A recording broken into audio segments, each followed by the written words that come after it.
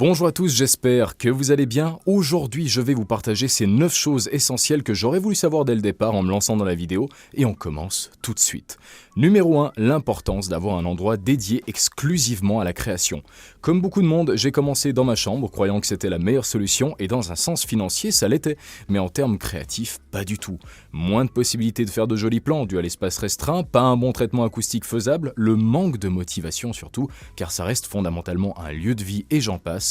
Une chambre ne sera jamais la solution à long terme et c'est pourquoi, lors de mon prochain déménagement, je compte bien en profiter pour concevoir enfin un espace dédié. Donc ce n'est plus qu'une question de patience. Numéro 2, prendre le temps de savoir ce que l'on veut vraiment faire. J'avais déjà abordé le sujet, mais je pense sincèrement qu'il faille prendre plusieurs semaines afin de trouver le concept qui colle parfaitement à votre vision, aussi imposant soit-il. J'estime que tout est possible dès le moment où l'on se donne les moyens. Mais encore une fois, il ne faut pas être pressé. Mieux vaut sortir quelque chose d'incroyable après plusieurs mois, plutôt que du contenu sans âme 2 fois par semaine. Ce qui m'amène au point numéro 3, ne jamais plagier qui que ce soit sous prétexte que ça marche. Au début, j'ai forcé tête baissée dans le divertissement en enchaînant les vidéos dénuées de sens jusqu'à ce que j'en aie tellement marre et que je parte dans une direction totalement différente qui correspondait bien mieux à ma vision, tout en sachant que je n'allais pas forcément avoir la garantie de faire plus de vues par exemple, et d'ailleurs c'est sans doute le dernier truc que je regarde.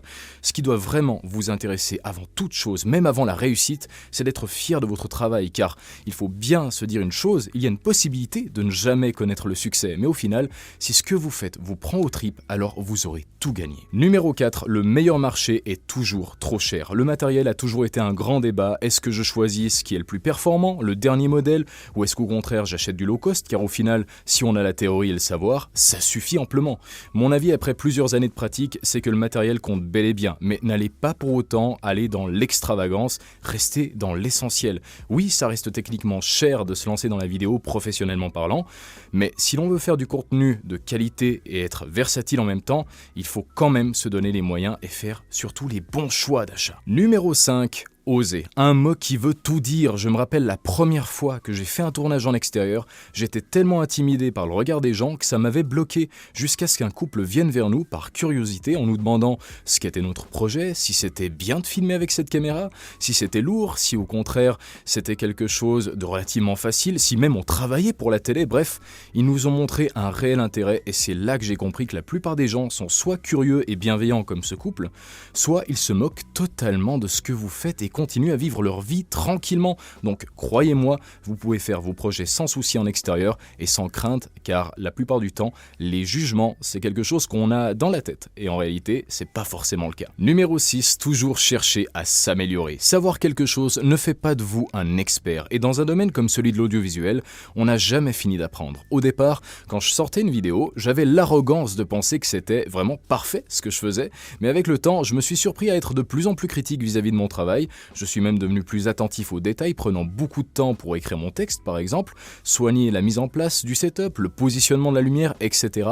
L'essentiel est de rester humble sur ses progrès, tout en gardant cette discipline qui nous mènera à devenir finalement une meilleure version de nous-mêmes. Numéro 7, utiliser un téléprompteur. Plus qu'un objet, c'est devenu mon indispensable depuis 2023. Lorsqu'il s'agit d'organiser un épisode en fonction de mon texte, c'est sans doute l'outil parfait à mes yeux.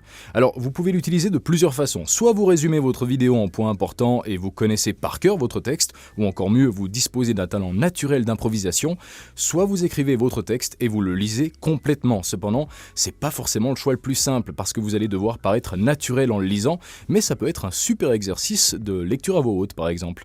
Ce qui est sûr, c'est que ça facilite grandement la vie et surtout le temps de tournage. Si je compare entre aujourd'hui et il y a quelques années, je mettais 1h15 en moyenne pour faire une vidéo de 10 minutes montée parce que je bégayais beaucoup ou que je perdais le fil, tandis que maintenant je mets 20 minutes pour la même chose. La différence cette fois-ci, c'est que je me concentre plus sur ma façon de parler plutôt qu'autre chose. Numéro 8, ne pas se sentir coupable si on ne sort pas de vidéo pendant une certaine période. Je m'étais fixé comme objectif de toujours sortir un épisode hebdomadaire, mais si au départ c'était très facile, avec les années apparaissent de nouvelles responsabilités, une nouvelle charge de travail et peut-être même une nouvelle situation de vie, et on ne peut plus maintenir la cadence sans bâcler le travail et c'est là qu'on commence à se sentir coupable car on ne sort rien ou qu'on offre à sa communauté quelque chose dont on n'est pas fier. Mais au final, je me suis rendu compte que c'était ok de ne rien sortir.